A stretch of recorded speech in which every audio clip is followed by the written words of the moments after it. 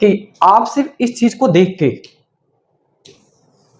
इतना देख के कोई भी इंफॉर्मेशन बता सकते हैं। मतलब अगर मैं आपसे पूछूं कि इस मैट्रिक्स में कितने रो है, तो आपको काउंट नहीं करने, आप सिर्फ यहां देखोगे।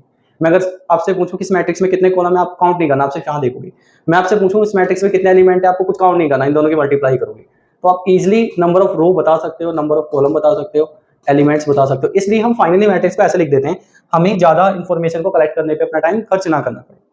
अब एक क्वेश्चन यहाँ पे जो क्रिएट होता है कि हमें किसी इंफॉर्मेशन को इस तरीके से टेबल में या इस तरीके से टेबल में लिखने की जरूरत क्या है, बेसिकली मैट्रिक्स में लिखने की जरूरत ही क्या है। जो हमारा आम तरीका है, जैसे मैं आपसे बात कर रहा हूँ, है ना, इसी तरीके से हम इसको अगर टेक्सुअल फॉर्म में लिखें यानी वर्ड प्रॉब्लम में लिखें तो क्या समस्या है?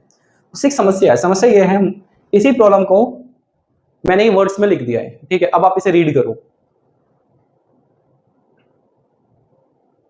अब आप मुझे बताइए कि आप इस इंफॉर्मेशन को रीड करना चाहोगे या फिर आप इस टेबल को पढ़ना चाहोगे, यानी इस प्रेजेंटेशन से। तो आई थिंक चीजें क्लियर हैं।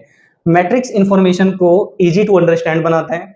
अगर आपके पास, मान लीजिए जैसे मैंने यहाँ पे सचिन तेंदुलकर जी के कुछ रिकॉर्ड लिखे हैं, मैं यहाँ पे सौरव गांगुली के लिख दूं, रिकी पॉन्टिंग के लिख दूं, यहाँ पे मैं 10 अलग अलग क्रिकेटरों के रिकॉर्ड लिख दूं और फिर आपसे कहूँ पढ़ो कंपेयर करो, तो पढ़ के कंपेयर करने में आपका जो दिमाग है वो थोड़ा लोड लेगा।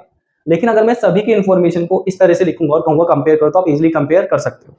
तो मैट्रिक्स का एक यूज तो ये हो गया है। फिर मैट्रिक्स का क्या है कि जब हमारे पास कुछ कॉम्प्लिकेटिव डाटा होता है, तो हम उस डाटा को ऐड करने के लिए, सब्ट्रैक्ट करने के लिए, मल्टीप्लाई करने के लिए, जो हम आम जीवन में सब करते हैं, उसके लिए मैट्रिक्स का यूज करते हैं, जो थोड़ी कॉम्प्लिकेटिव प्रॉब्लम होती है।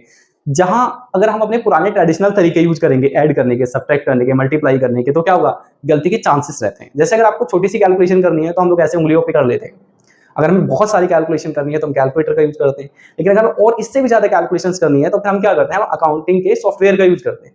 उससे क्या होता है, उससे एक्यूरेसी आती है, गलती होने के चांसेस कम होते हैं।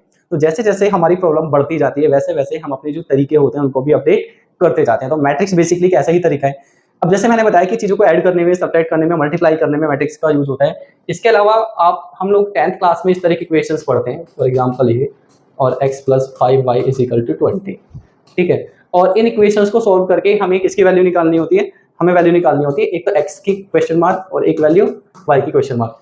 हम इन इक्वेशंस को भी सॉल्व कर सकते हैं मैट्रिक्स का यूज करके। तो हम आगे ये सब चीजें सीखेंगे। अब एक क्वेश्चन की हेल्प लेते हैं आगे के कॉन्सेप्ट को थोड़ा क्लियर करने के लिए।